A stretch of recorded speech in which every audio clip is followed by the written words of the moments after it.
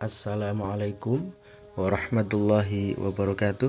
Bapak Ibu, sahabat-sahabat semuanya, selamat datang saya ucapkan di channel Sukses Berkah Official.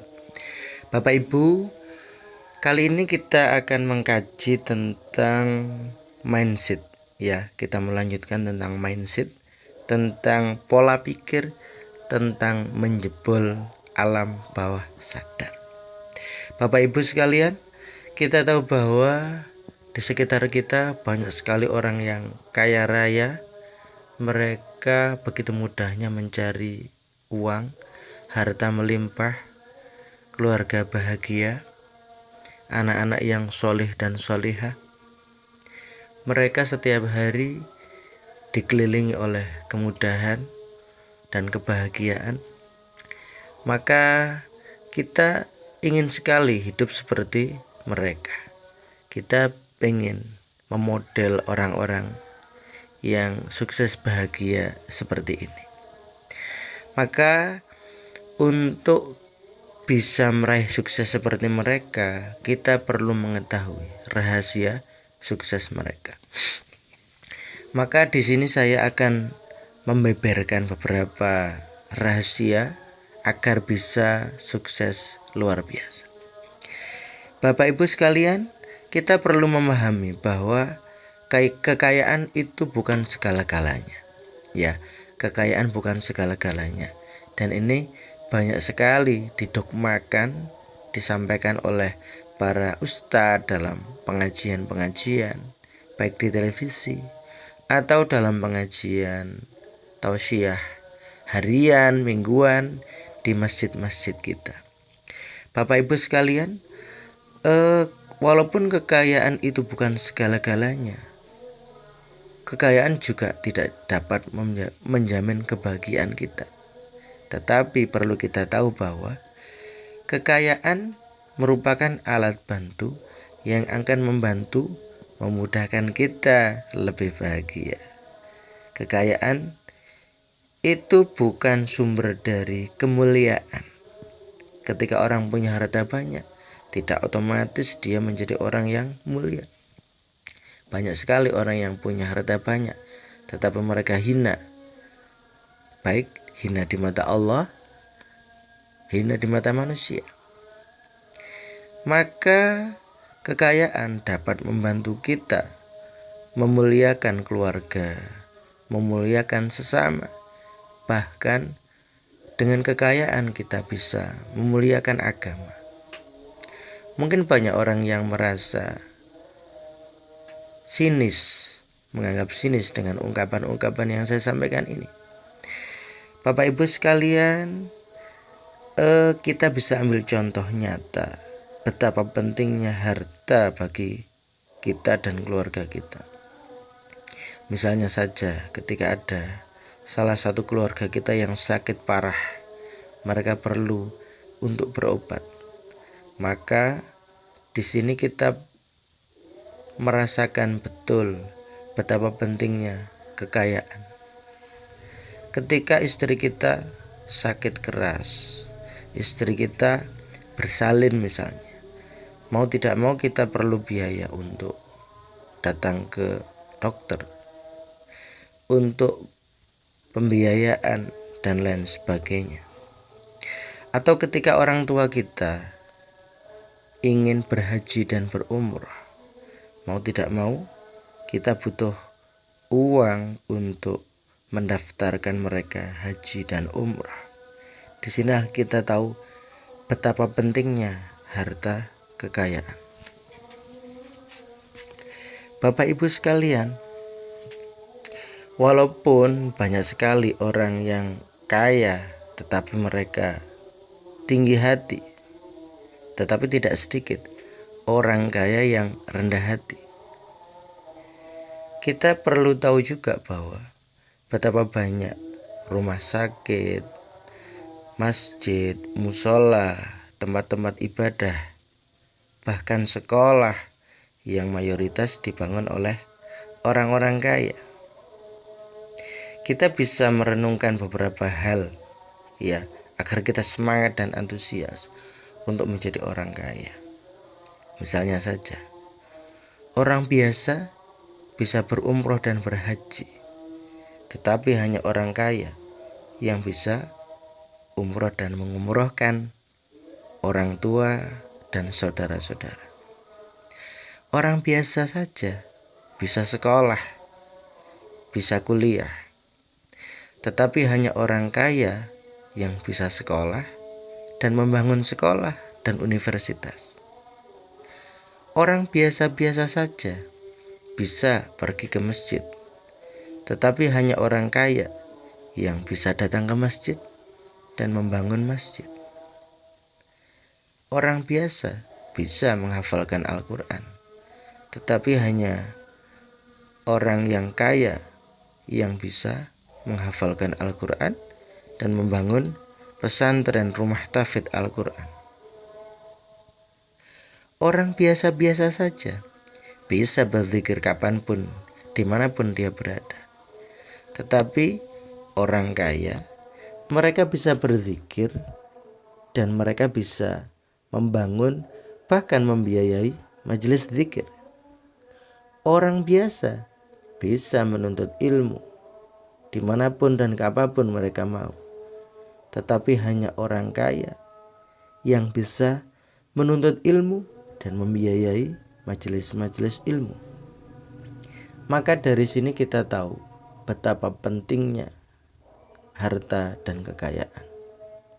Dengan kekayaan kita bisa lebih mudah untuk berderma, berdonasi, bersedekah, mengakikkan anak, berkorban di bulan haji, membayar zakat, baik zakat mal, zakat harta, atau zakat fitrah. Kita juga bisa berhaji dan berumrah. Dengan harta kita bisa membantu syiar agama Islam. Dengan harta dan kekayaan kita bisa menjadi bagian dari dakwah agama yang mulia ini. Dengan harta kita bisa menerapkan dan mempraktekkan tentang ekonomi syariah. Bapak Ibu sekalian yang berbahagia, masih semangat dan antusias untuk membangun kekayaan?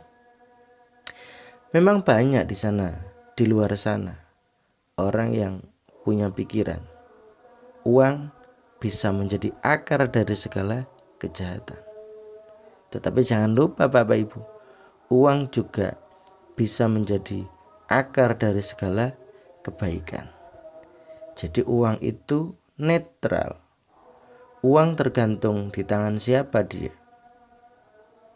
Ketika uang ada di tangan orang yang buruk, orang yang jahat, orang yang berpikiran curang, maka uang akan menjadi kunci dari segala kejahatan. Sebaliknya, ketika uang ada di tangan orang-orang yang sholih, orang yang dekat dengan Allah, orang yang bertakwa, maka uang akan menjadi sumber kebaikan dan kebajikan. Saya yakin jika uang itu ada di tangan Anda, maka uang akan sangat bermanfaat untuk sesama, dan uang bisa mengantarkan Anda kepada surganya Allah. Bapak Ibu sekalian yang berbahagia, maka sampai di sini kita bisa memahami bahwa uang itu netral.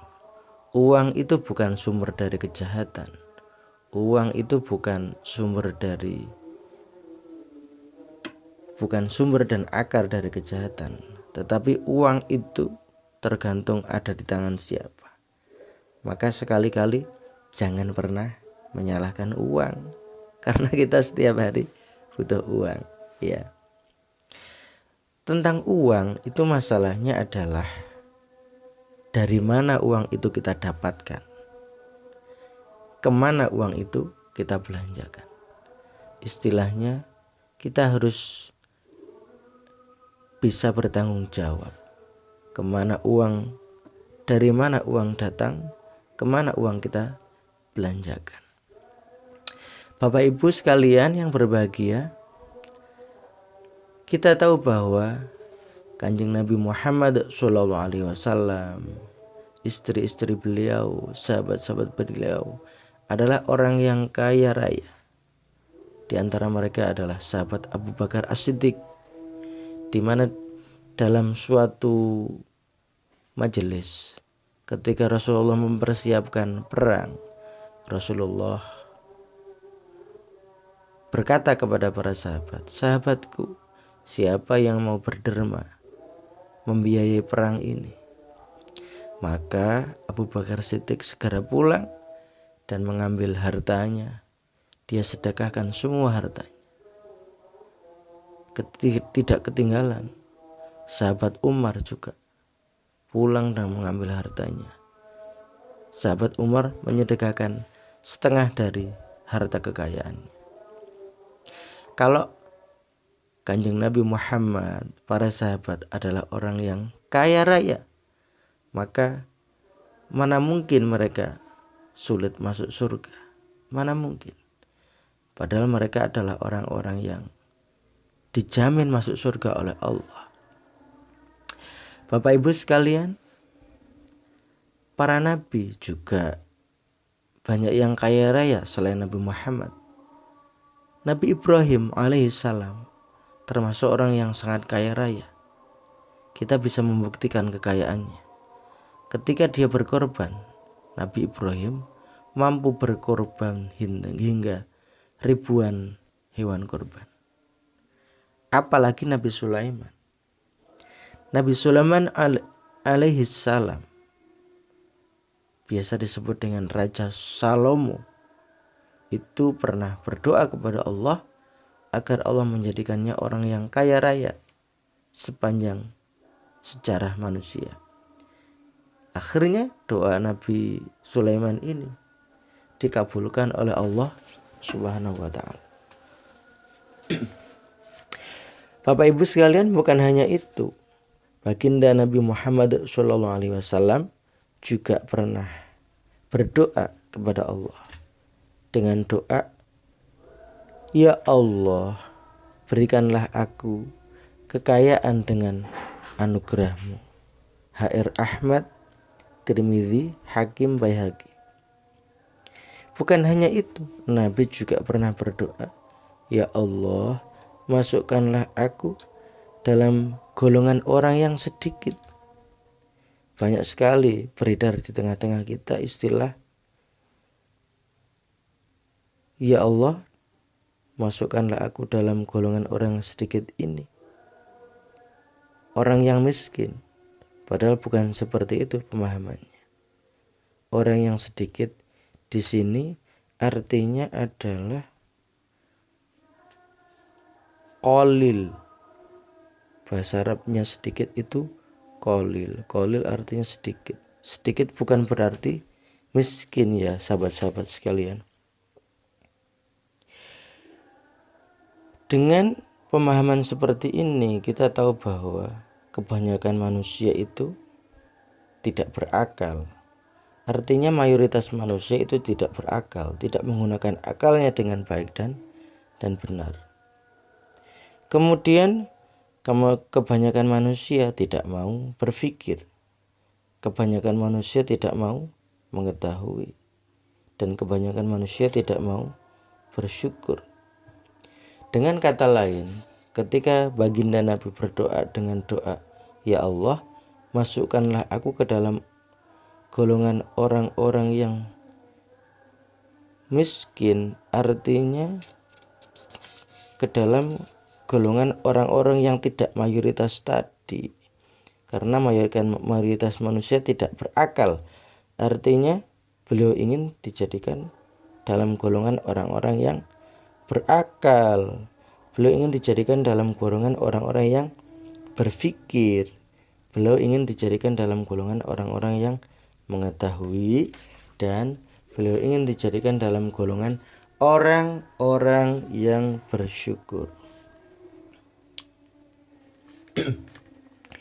Bapak Ibu sekalian, kita tahu bahwa sahabat Nabi, sahabat Ali bin Abi Thalib itu sering disebut sebagai sahabat yang miskin.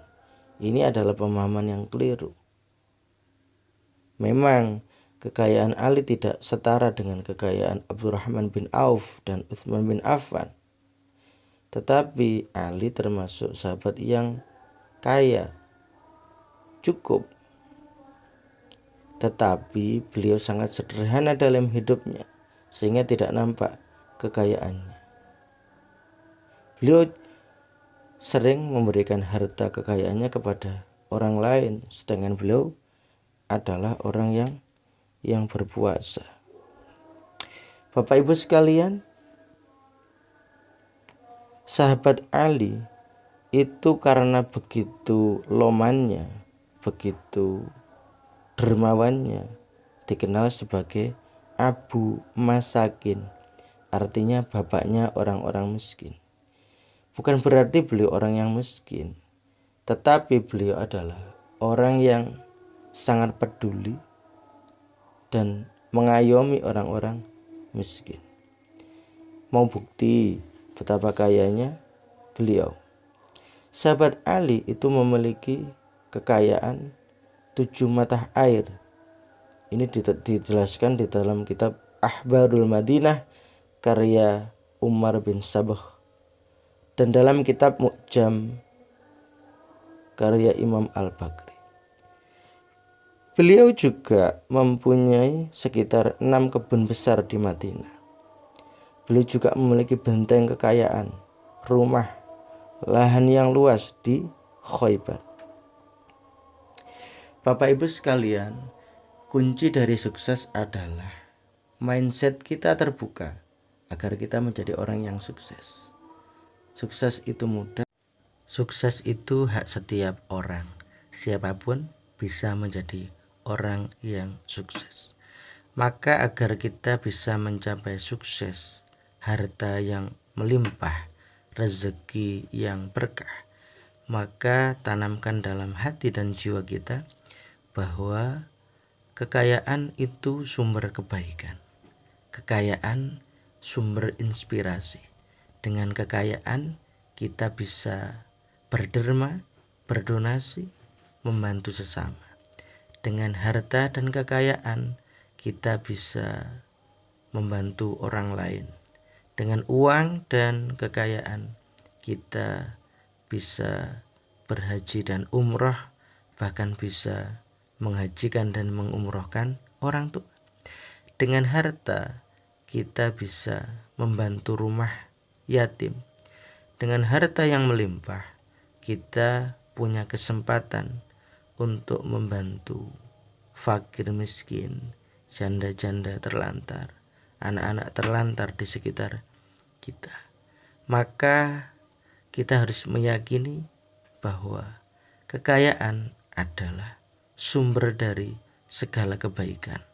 Yakinkan bahwa diri kita adalah orang yang berkualitas, orang yang berkompeten, orang yang pas dan pantas di mata Allah untuk dikaruniai harta yang melimpah.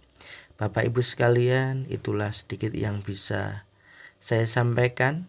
Jangan lupa subscribe channel Sukses Official ini. Semoga channel ini bisa terus berkembang dan bermanfaat untuk sesama, bisa menjadi sumber inspirasi dari Bapak Ibu sekalian. Itulah yang bisa saya sampaikan. Semoga bermanfaat Bapak Ibu. Wassalamualaikum warahmatullahi wabarakatuh.